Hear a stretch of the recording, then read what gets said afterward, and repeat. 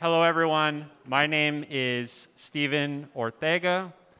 We're going to be talking today about one of the most impressive tenant organizing projects in the entire country, what they fight for, and what makes them successful. But before I get into all of that, I want to ask everyone here, how many people here like landlords? How many people here like paying rent every month? We see that there's a big gulf between what we all want, which is to be free of the parasitical landlord class, and then the knowledge of how to actually do that in a way that makes sense. The Los Angeles Tenants Union is one of the organizations of the working class that is at the forefront of answering that question of how do we withhold our rent to achieve organizing victories. So today we're going to cover 5 things. Just a brief overview of what the Los Angeles Tenants Union, or LATU, is and why we care. Talk about one of the communities that they're most deeply rooted in, why they fight for that community. Then go into a specific campaign with the Los Mariachis de Unión de Vecinos that won an amazing victory for its tenant members. And then close with the discussion about what about LATU's organizing approach was effective. All right, so the Los Angeles Tenants Union, why do we care? Well, we care because it is the largest tenants union in the entire country. So just like a labor union, a tenants union is a working class organization of tenants in one or more buildings who are coming together to fight their landlord, just like a union comes together to fight their boss. The Los Angeles Tenants Union has over 3,000 dues-paying members. That's about twice what Seattle DSA has, but it's what they do with those members that's so interesting to us.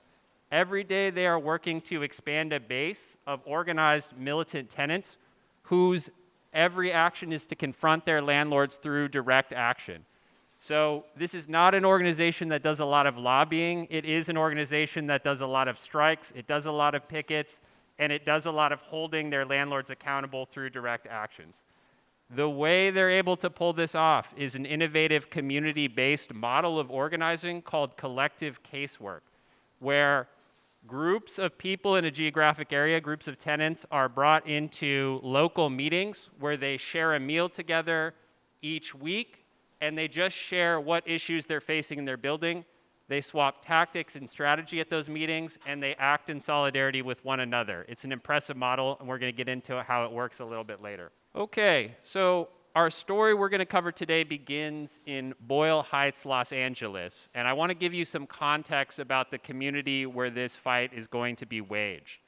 So Boyle Heights, Los Angeles, it's a neighborhood that begins ignominiously with an eviction.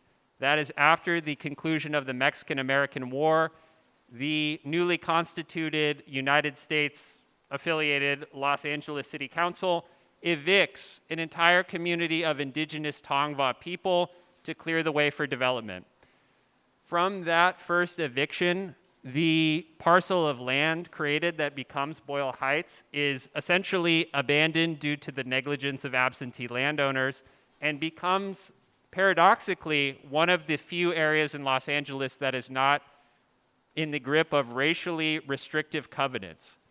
When you look at Los Angeles in the 1930s, even though there are millions of black and brown people coming to work in the city, they can only live on 5% of the city's land because of these racially restrictive covenants and later redlining. The Boyle Heights area becomes a home of the multiracial working class because it is free of those covenants. And it becomes a focal point for Mexican-American culture in Los Angeles because it is the site of Mariachi Plaza. Now, this all begins in the 1930s. Mariachi Plaza is created because a famous mariachi musician named El Cochero, the coachman, goes to get a drink of soda from a convenience store in this neighborhood and realizes the rent is $7 a week for a house. He then invites all of his mariachi musician friends to come live with him in the plaza and to pick up gigs there. Now, can I get a show of hands? Would anyone like to be paying $7 a week for rent? I'm seeing some hands here. Yeah, they had a good deal going back in the day. The post-World War II era is absolutely not kind to Boyle Heights and its multiracial working class community. We don't have enough time to get into the full history here, but just know that the FDR and Truman administrations passed a lot of enabling legislation for so-called slum clearing. Now, the intention of this at a certain level was to replace substandard, unsafe housing where working class people lived with modern new forms of housing like public housing. In practice, the political economy created by these two federal administrations never allowed that to happen because it gave a veto to local members of the ruling class, particularly landlords and developers. So in Los Angeles, as in so many other American cities, those developers blocked the construction of all but a handful of public housing and used the enabling legislation to, in fact, demolish working class neighborhoods entirely and replace them with private developments to line their own pockets. Boyle Heights is no exception to this. Over 10,000 residents in the late 1950s and early 1960s were displaced to build a 27-lane highway interchange that, Boo is right, that to this day is known by locals as the Spaghetti Bowl. And it just went away, but there is the Spaghetti Bowl depicted on screen. You can see that's a lot of highways, not a lot of houses. Despite this, people continue to hold on in Boyle Heights and Mariachi Plaza, motivated by the low cost of rent and their strong community ties. But by 2017, when our story really kicks off, the rent had tripled since 2000, and many working class tenants realized that they were on the chopping block of gentrification as people who are educated and higher income began to return to cities like Los Angeles. Our story begins on New Year's Day 2017 when Alejandro Juarez, a resident of a small apartment in Mariachi Plaza, receives notice that he is due to get a $655 rent increase, nearly doubling his rent. That week, having heard from his neighbor about Latu's East Side collective casework meeting, he brings a delegation of his neighbors out to talk about what can be done. Now, through the Los Angeles Tenants Union's assistance, the tenants at this building, led by Alejandro Juarez, learn that this is actually a planned gentrification, that there are investor slides being circulated by their landlord, BJ Turner, that say this building is not rent controlled, so we can jack up the rent as much as we want. And what we can do with this investment is replace tenants like Juarez with, quote, millennial tenants who are willing to pay for good designs in jeans and coffee. The racial and class implications of that need no explanation. I'm sure it's clear to everyone here. But the idea is housing for the landlord was a speculative asset, not someone's home, and that he had no qualms about replacing everyone who had lived there and given the community its cultural heritage to replace them with tenants who could pay more money for rent. So in talking with Latu, the tenants weren't necessarily convinced at first to start with the most radical action, right? They didn't go immediately to a rent strike. So from New Year's Day 2017 onward, they try all the conventional methods of popular protests that are deemed acceptable in our capitalist society. Those are everything from doing a protest and waving signs to calling their local city council members and asking them to intercede. Sending a letter to the landlord saying, please don't raise our rent this much, it's the same thing as an eviction. Getting a lawyer to look at things. All of these things did not reverse the rent increase, as the tenants found out. One tenant summarized what they had learned through this 6 months of frustrated organizing as everything is legal. This is going to be the new norm, meaning these giant rent increases, and that's it. Tenants are feeling discouraged when they come to a Latu collective casework meeting in May in 2017. But in that meeting, they resolved to go a step further and turn the tables on their landlord. So at that May 2017 meeting, the tenants led by Juarez learned that another building had successfully just executed a rent strike, meaning they had stopped paying their rent and gotten needed repairs made to their building that was in supreme disrepair. They decide that they're going to launch their own strike, and it begins on June 1st, 2017, when Juarez and 6 of his neighbors began to withhold their rent, and nothing happened. Their building didn't collapse, the sky didn't fall. What they did instead was set about getting to organizing more of their neighbors to participate in the rent strike. And they did that through all of the organizing techniques that we use in Seattle DSA. They did potlucks, they did one-on-one meetings and community dinners to bring people together and build in community buy-in in their apartment building for this rent strike.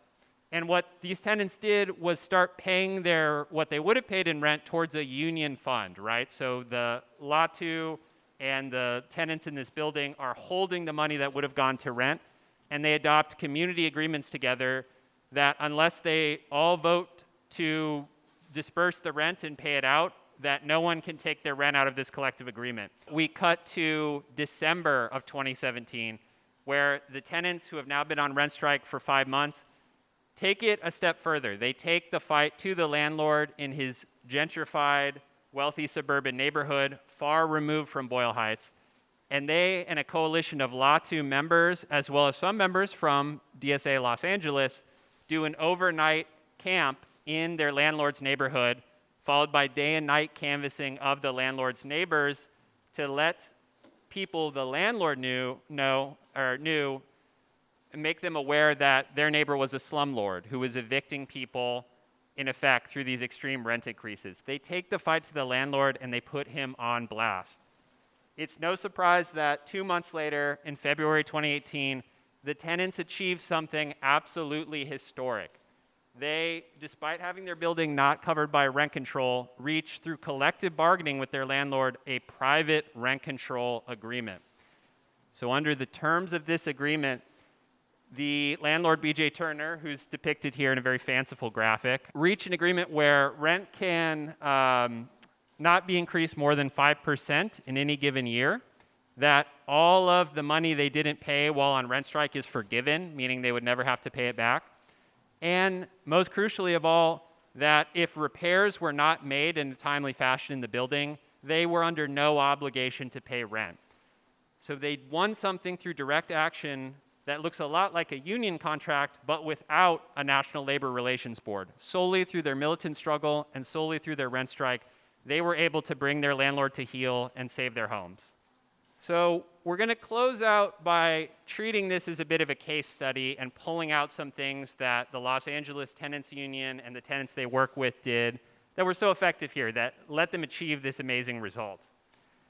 The second point I want to drag out here is tenants as protagonists, right? So although the Los Angeles Tenants Union gave lots of valuable advice and guidance to tenants throughout this process and did help with some direct actions, it was ultimately Juarez, Gonzalez, and so many other tenants who made these calls to start their rent strike and created the community agreements that would ultimately see them through the end of the rent strike. So by putting tenants in the driver's seat, not treating yourself as a service worker, right, if you're thinking about yourself as a Latu organizer, but as someone who is a popular educator, who is going to give tenants the skills to win these fights themselves, we can see that the Latu model both worked, but is also one that's self-replicating, that creates more organizers and more capacity over time. Community was absolutely key here. Between that first meeting and the beginning of the rent strike, 6 months passed of discussion, of the slow work of building ties between neighbors where none may have existed before, over dinners and through potlucks. And it was this same strategy when the rent strike began that brought more people on board. It's not easy to organize for your neighbor if you don't know them because you can't trust them. Organizing in this context where so much is at stake has to move at the speed of trust. And Latu shows us how to build that trust among working class people. The last point to make is Latu has a phrase that they use called La lucha educa. And what that means in Spanish is the fight educates. So when you wage a struggle, the struggle is never done, but instead you take the lessons that were learned and you provide those lessons to other tenants. So you might remember that the tenants in Juarez's building learned from other tenant buildings that were affiliated with Latu that, hey, we had already done a rent strike and it worked at getting these repairs. Maybe you could take it a step further. By engaging in these struggles on a continual basis, they were able to refine their organizing methods, sustain a rent strike, and produce the great result that we see at the end of this story.